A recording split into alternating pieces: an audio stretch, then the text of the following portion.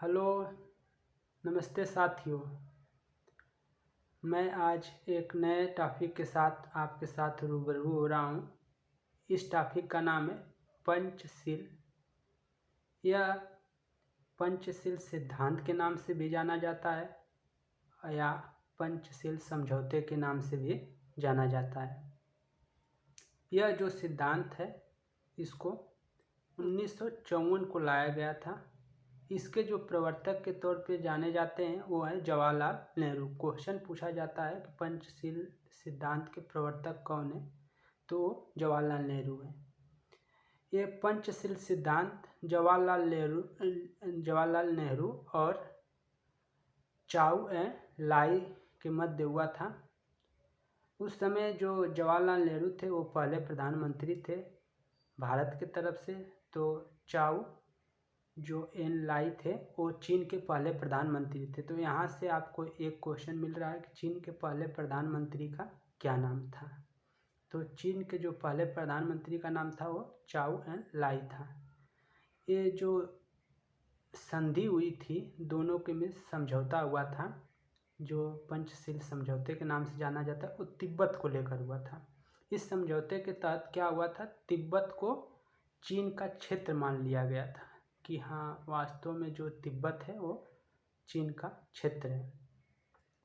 जो नेहरू जी वो चाहते थे कि किसी तरह हम लोग दो राष्ट्र हैं, उस समय दोनों कहीं ना कहीं संप्रदायवाद से, जो साम्राज्यवाद है उस चंगुल से निकले हुए थे।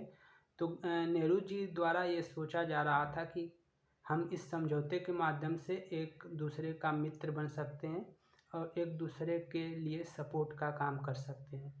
तो इसीलिए उन्होंने सोचा कि हम संधि के माध्यम से एक अपने आप को स्थापित कर सकते हैं दोनों देश, क्योंकि उस समय दोनों गुलाम थे।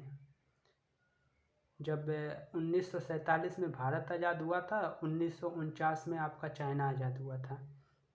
तो इस तरह दोनों देशों के मध्य जो संधि हुई, वही संधि ये तिब्बत को लेकर हुई थी। तो इसी को कहा जाता है पंचशील सिद्धांत। और नेहरू जी द्वारा 5 सिद्धांत दिए गए, 5 बातें बताई गई कि हमको इन पाँच बातों को क्या करना है, मानना है दोनों देश, और दोनों देशों द्वारा इस पर सहमति हुई।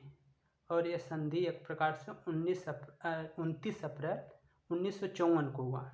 तो इस जो 5 मुख्य बातें हैं उसी को जान लेते हैं। परीक्षा में ये जो 5 बातें हैं इन्हीं में से 3 बातें दे दिया जाता है और क्वेश्चन पूछा जाता है इनमें से कौन एक बात पंचशील सिद्धांत में नहीं है, या क्वेश्चन में चारों दे दिया जाएगा और पूछा जाएगा, 3 दे दिया जाएगा और फिर पूछा जाता है कि उपरोक्त में से सभी हैं। तो इस तरह क्वेश्चन बनता है। या कभी कभी जो शॉर्ट टाइप का जो क्वेश्चन होता है 2 नंबर या उससे ज़्यादा का, उसमें क्वेश्चन ये पूछा जाता है पंचशील सिद्धांत क्या है, अति लघु उत्तरी में। तो उसमें भी आप ये चीज़ें लिख सकते हैं। तो पंचशील में जो 5 ये सिद्धांत दिए गए हैं वो मुख्य रूप से एक एक कर बताते हैं। एक दूसरे की क्षेत्रीय अखंडता और प्रभुसत्ता के लिए परस्पर सम्मान, पहला पॉइंट था एक दूसरे की क्षेत्रीय अखंडता और प्रभुसत्ता के लिए परस्पर सम्मान। ये चीन और भारत के मध्य हो रहा है। गैर आक्रमण, मतलब कोई एक दूसरे के क्षेत्र में आक्रमण नहीं करेगा। तीसरा पॉइंट है एक दूसरे की आंतरिक मामलों में न दखल देना, जैसे चुनाव हो गया है या कोई और मैटर हो गया जो आंतरिक है, या हमारे एक राज्य का और 2 राज्य का जो मैटर है उसमें ना चीन भारत में कुछ करेगा या ना भारत चीन में, मतलब दखल नहीं देगा। ये हो गया। फिर चौथा पॉइंट समानता और परस्पर लाभ, और 5वां था शांतिपूर्व सहअस्तित्व।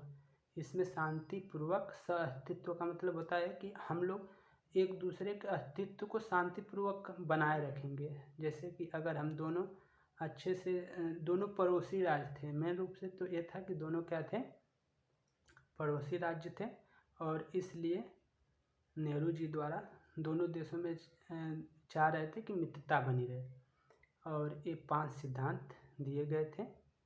तो दोस्तों इस सिद्धांत के द्वारा जो है भारत का ये जो 5 सिद्धांत है काफ़ी लोकप्रिय भी हुआ था और कई राष्ट्रों द्वारा इसको अपनाया भी गया था, जैसे म्यांमार हो गया, भूतपूर्व यूगोस्लाविया हो गया, फिर इंडोनेशिया आदि देशों ने इसे अपनाया था।